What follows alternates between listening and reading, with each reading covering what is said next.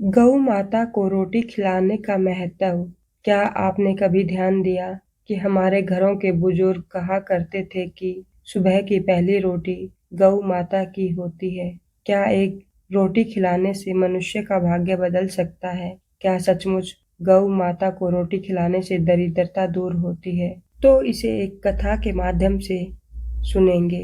एक समय की बात है, भगवान विष्णु क्षीर सागर में शेषनाग की सैया पर लेटे हुए थे और माता लक्ष्मी पास में बैठी थी। भगवान विष्णु के पैर दबा रही थी। पैर दबाते हुए अचानक से रुकी। तभी भगवान विष्णु माता लक्ष्मी से पूछने लगे, क्या हुआ देवी, रुक क्यों गई? आप क्या सोच रही हैं?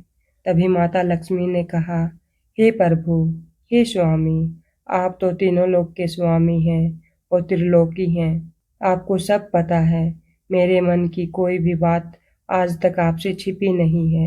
मेरे मन में अनेकों सवाल पैदा हो रहे हैं। प्रभु, आपको भली भांति पता है। भगवान विष्णु कहते हैं, हे देवी लक्ष्मी, मैं आपकी चिंता को समझता हूँ। यह भी जानता हूँ कि आप समस्त मनुष्य जाति और जगत के कल्याण के लिए ही चिंतित हैं। आप निसंकोच होकर पूछिए, आपके मन में जो भी प्रश्न उठ रहे हैं। तभी माता लक्ष्मी कहती है, भगवान, यदि आप चाहते हैं तो मैं आपसे एक प्रश्न पूछने की चेष्टा करती हूँ। देवी लक्ष्मी कहती है, हे स्वामी, आज मैंने पृथ्वी लोक पर बड़ा ही विचित्र दृश्य देखा। तभी भगवान विष्णु पूछते हैं, देवी ऐसा क्या देखा? पृथ्वी लोक पर माता लक्ष्मी कहती है, प्रभु, मैंने देखा कि कुछ अत्याचारी लोग गायों की हत्या कर रहे हैं, उन्हें मार रहे थे। वही कुछ सज्जन गायों की पूजा कर रहे थे। तो प्रभु, यह सब दृश्य देखकर मेरा मन बहुत ही विचलित हो गया। मनुष्य खुद की इच्छा पूर्ति के लिए इन बेजुबान पशुओं को क्यों मारता है? इन पर इतना अत्याचार क्यों करता है?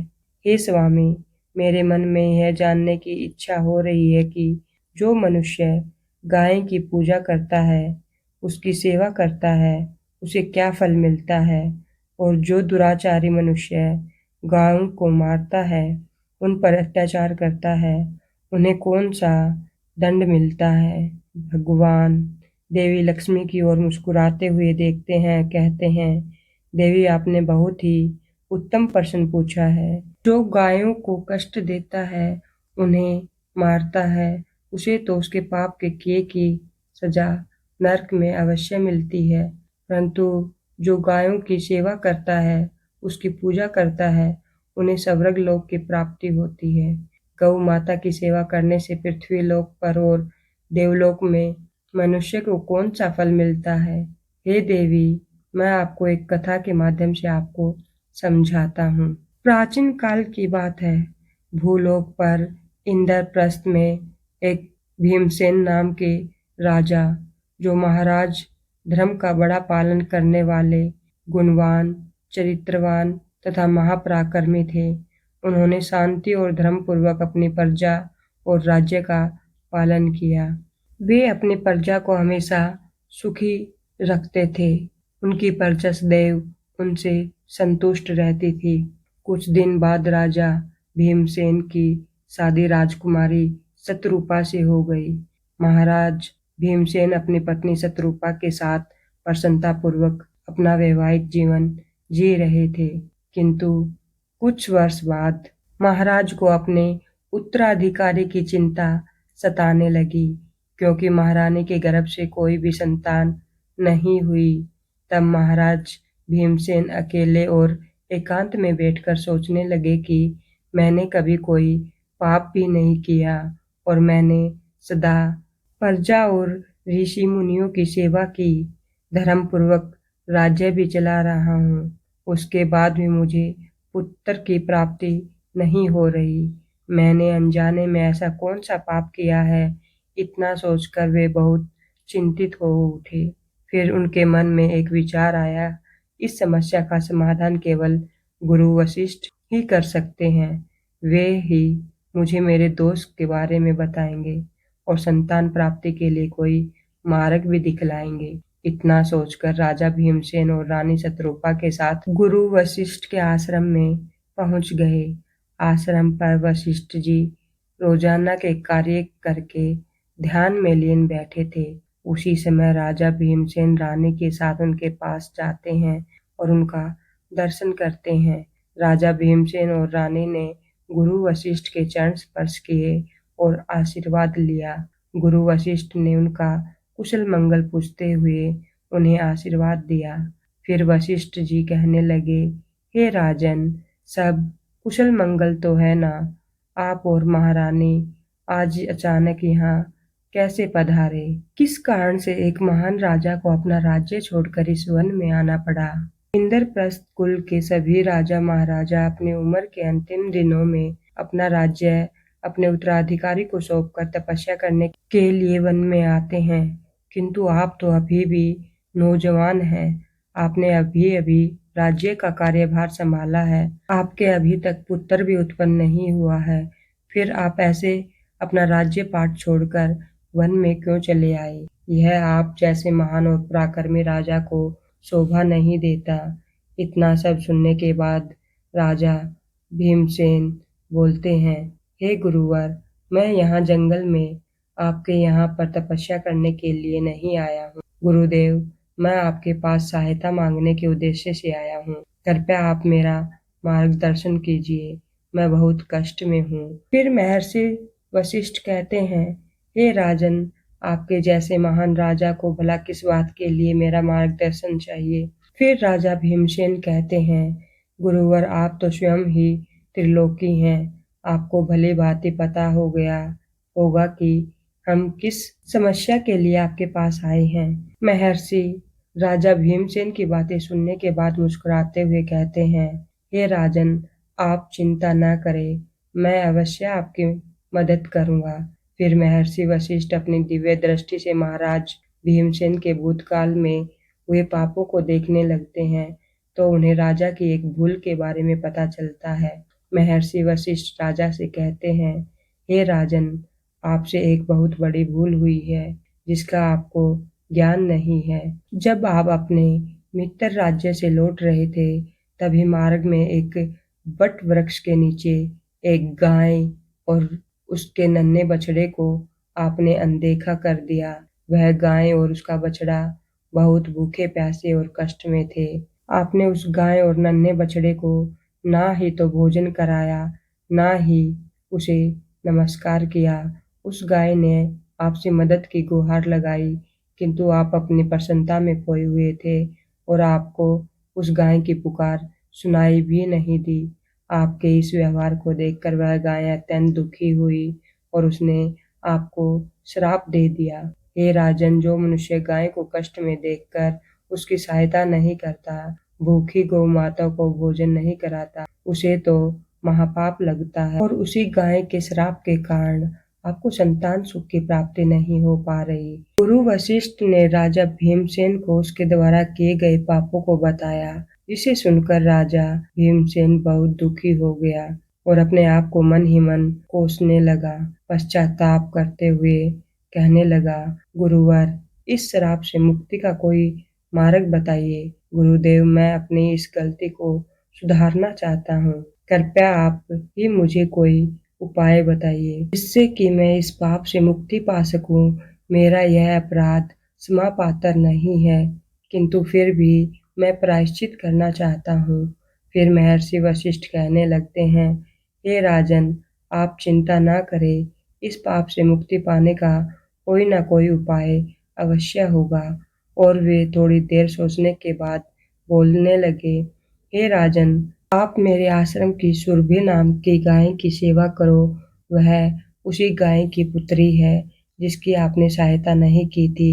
आप इसे अपने साथ ले जाइए और अपनी पत्नी के साथ मिलकर गाय की सेवा और पूजा करिए। वह तुम्हें अवश्य पुत्र प्रदान करेगी।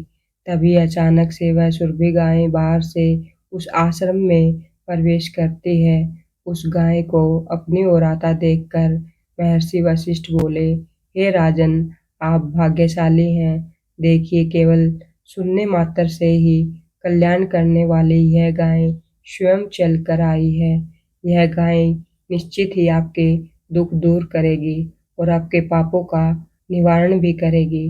आप जंगल में इस नंदनी गाय के पीछे पीछे चलकर इसकी सेवा करो, जंगल में रहने वाले पशुओं से इसकी रक्षा करो और जंगल से वापस आश्रम में लौट आने पर रानी शत्रुपा इस गाय की सेवा करे, पूजा आराधना करे। इससे प्रसन्न होकर वह गाय तुम्हें अवश्य ही पुत्र प्रदान करेगी। राजा भीमसेन ने गुरु वशिष्ठ की बातें मानी और फिर गाय को चराने के लिए रोजाना जंगल में लेकर जाने लगा। जब वह गाय चलने लगती तो महाराज उसके पीछे पीछे चलते, इधर उधर से हरी भरी घास लाकर उस गाय को खिलाने लगते। जब वह गाय किसी पेड़ के नीचे बैठती तो उसके लिए तालाब से पानी लाते और उसे पिलाते, उसके मस्तक को अपने हाथों से सहलाते। इस प्रकार से महाराज उस गाय की सेवा करने लगे। जब शाम हुई तो महाराज उस गाय के साथ आश्रम में लौट आए।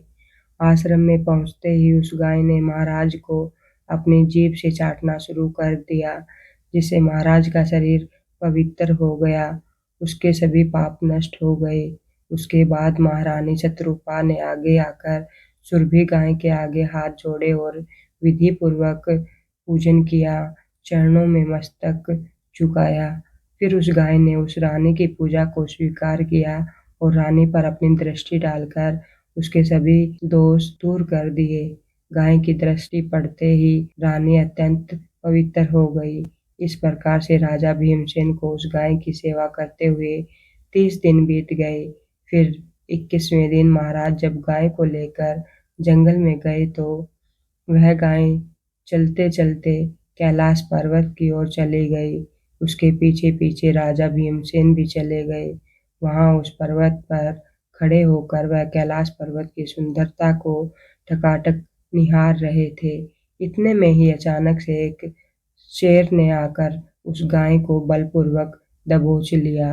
राजा को उस शेर के आने की आहट तक नहीं हुई। गाय ने जोर से कहा, महाराज मेरी रक्षा करो। राजा भीमसेन ने गाय की तरफ देखा। सुरभि गाय की आंखों से आंसुओं की धारा बह रही थी, जिसे देखकर महाराज व्याकुल हो उठे। उन्होंने तुरंत ही अपना बाण निकाला और धनुष की डोरी पर रखा। उस शेर को मारने के लिए प्रत्यंचा खींची। उसी समय उस शेर ने महाराज की तरफ देखा। उस शेर की दृष्टि पड़ते ही महाराज का शरीर जैसे बर्फ की तरह जम गया हो। उसकी शक्ति क्षीण हो गई, उनका सारा बल शून्य हो गया।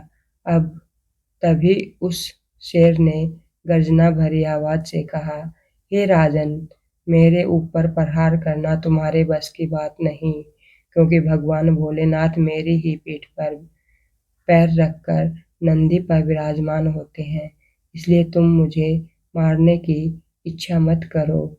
अगर तुम मुझे मारने की कोशिश करोगे तो निष्फल होगे, इसलिए अब तुम यहाँ से लौट जाओ। विधाता ने इस गाय को आज मेरा भोजन बनाया है, इसलिए तुम इसमें दखल अंदाजी मत करो। मैं जानता हूँ कि तुम सूर्यवंश में जन्मे हुए राजा भीमसेन हो। तुम्हें अभी यह ज्ञात नहीं, इस कैलाश पर्वत पर भगवान भोलेनाथ की माया फैली हुई है, इसलिए तुम यहाँ से तुरंत ही यहाँ से चले जाओ। फिर राजा भीमसेन बोलने लगे, सिंहराज, कृपया आप इस गाय को न मारे। यह महर्षि वशिष्ठ जी की संपूर्ण मनोरथ को पूर्ण करने वाली सुरभि गाय है, इसकी हत्या न करें। इस गाय की रक्षा और सेवा करने का आदेश मुझे दिया गया है। इस गाय का एक नन्हा बछड़ा भी है जो घर पर इसकी राह देख रहा है। मैं इस गाय को इस हाल पर मरने के लिए छोड़कर नहीं जा सकता, इसलिए हे सिंहराज, मेरी आपसे विनती है कि आप इस गाय को जीवन दान दो। इस गाय के बदले में मैं तुम्हें अपना शरीर समर्पित करता हूँ, जिससे तुम्हारी भूख भी शांत हो जाएगी, इस गाय की रक्षा भी हो जाएगी और मेरे वचन का पालन भी हो जाएगा। साथ ही गो रक्षा के लिए प्राण त्यागने से मुझे उत्तम गति की प्राप्ति होगी। इतना कहकर महाराज भीमसेन उस शेर के आगे हाथ जोड़कर बैठ गए और आंखें बंद की। फिर अचानक से राजा के कानों में आवाज सुनाई पड़ी, पुत्र उठो, मैं तुम्हारी सेवा से अत्यंत प्रसन्न हूँ। यह सुनकर महाराज उठ खड़े हुए और उन्होंने अपने सामने उस गाय को देखा और वह शेर कहीं दिखाई नहीं दे रहा था। तब वह सुरभि गाय राजा से कहने लगी, हे राजन, यह सब मेरी ही माया रची हुई थी। मैं तुम्हारी परीक्षा ले रही थी। तुम अपने प्राण देने के लिए तैयार थे, इसलिए मैं तुम पर बहुत खुश हूँ। अब तुम मुझसे कोई भी वरदान मांगोगे, मैं तुम्हारी मनोकामना अवश्य पूरी करूंगी। तभी महाराज भीमसेन कहते हैं, हे गौ माता, मेरे मन में जो इच्छा है आप वह भली भांति जानती हैं। कृपया आप मुझे पुत्र प्राप्ति का वरदान दीजिए, मेरी यही कामना है। फिर उस गाय ने कहा, हे बेटा, तुम पत्ते के दोने में मेरा दूध लेकर उसका पान करो। इससे तुम्हें अत्यंत बुद्धिमान और गुणवान पुत्र की प्राप्ति होगी। महाराज भीमसेन कहने लगे, अब आप मेरे साथ आश्रम पर चलिए और मैं आपकी पूजा आराधना करके तथा मेरे अनुष्ठान को पूरा करके आपके अमृत समान दूध का पान करना चाहूंगा। उसके बाद राजा भीमसेन उस गाय को साथ लेकर आश्रम चले गए। आश्रम में पहुंचने पर महारानी शत्रुपा ने आगे आकर उस गाय का पूजन किया। तब उस गाय ने कहा, हे महारानी, आप मुझे स्पर्श करें, इससे आपको अत्यंत गुणवान और विद्यमान पुत्र की प्राप्ति होगी। फिर महारानी ने गाय को स्पर्श किया। महाराज और महारानी ने उस गाय की विधिवत पूजा आराधना की और उनके अमृत के समान दूध को प्रसाद समझकर ग्रहण किया। महर्षि वशिष्ठ कहने लगे, हे राजन, अब आप अपने पाप से मुक्त हो चुके हैं। तुम्हारी मनोकामना अवश्य पूर्ण होगी। जो भी मनुष्य गाय की सेवा करता है, उसे भोजन कराता है, उसकी पूजा करता है, उसके सभी काम सफल होते हैं। जो भी गाय की रक्षा करता है, उसकी कभी दुर्गति नहीं होती। मृत्यु के बाद वह देवलोक में जाता है और भगवान के दर्शन करने का सौभाग्य उसे प्राप्त होता है। जो मनुष्य गाय का दूध पीता है, वह निरोगी रहता है। जो गाय का दान करता है, उसे मोक्ष की प्राप्ति होती है। जो स्त्री रोज गाय को रोटी खिलाती है, वह सौभाग्यशाली बन जाती है। गाय समस्त पापों का नाश करने वाली, सभी मनोरथों को पूरा करने वाली है। अतः सदैव इसकी रक्षा और पूजा करनी चाहिए। इतना करने से ही मनुष्य के सभी कार्य सफल होते हैं, उसकी दरिद्रता समाप्त होती है। तो प्रिय भक्तों, यह थी गौ माता की महिमा से जुड़ी पावन कथा। जिस प्रकार महाराज भीमसेन ने अपने एक छोटे से अपराध को पहचान कर गौ माता की सेवा के माध्यम से अपने जीवन का सबसे बड़ा वरदान प्राप्त किया, वैसे ही हम सब यदि सच्चे मन से गौ माता की सेवा करें तो हमारे जीवन के कष्ट स्वतः ही दूर होने लगते हैं। याद रखिए, गौ माता की एक रोटी 1000 यज्ञों के बराबर फल देती है।